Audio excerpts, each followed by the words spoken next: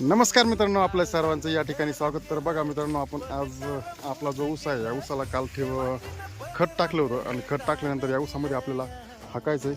तर बघा तुम्ही या ठिकाणी जी अशी नळी आहे, आपल्याला ही नळी अशी ऊसावर टाकायची आहे. बघा या ठिकाणी सुमित चाललाय, पुढे यश गेलाय. त्यानंतर अशा प्रकारे आपल्याला नळी टाकायची, कारण या ठिकाणी आपल्याला ऊसात जे हाकायचं आहे ते हाकण्यासाठी अडचण येऊ नये म्हणून त्यानंतर हाकून झाल्यानंतर आपण परत ती नळी खाली टाकणार आहे. तर चला. तर या ठिकाणी बघा मित्रांनो, या ठिकाणी ही जी सब लाईन आहे, त्या सब लाईन आहे दोन्ही ऊसाच्या मध्ये दंडामध्ये टाकलेली आहे आपण.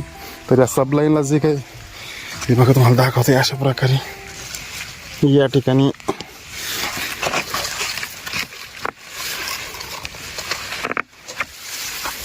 असं काढून आपण टाकतोय. तर तुम्हाला मी सांगतो, ही जी सबलाईन तुम्हाला प्रश्न पडला असेल की आता ऊसात हाकायचं म्हणजे ही सबलाईन काढायची कशी.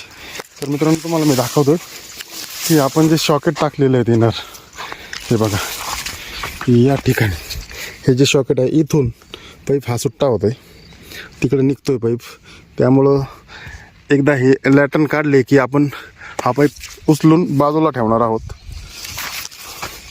तर बघा. तर नमस्कार मित्रांनो, तुम्ही बघा या ठिकाणी जो सब लाईन टाकली होती आपण, ही पूर्ण काढलेली, कारण जे इनर शॉकेट टाकलेले आहे त्या इनर शॉकेटच्या साहाय्याने आपण ते खोललं आहे. तुम्हाला दाखवतो बघा, ह्या इकडं ह्या ऊसात आपण ह्या तुकड्यामध्ये हाकलं आहे बघा. आणि हा पाईप जो आहे असा हात दंडाला टाकला आहे, जेणेकरून परत हा हाकून झाल्यानंतर आपल्याला तो टाकता येईल.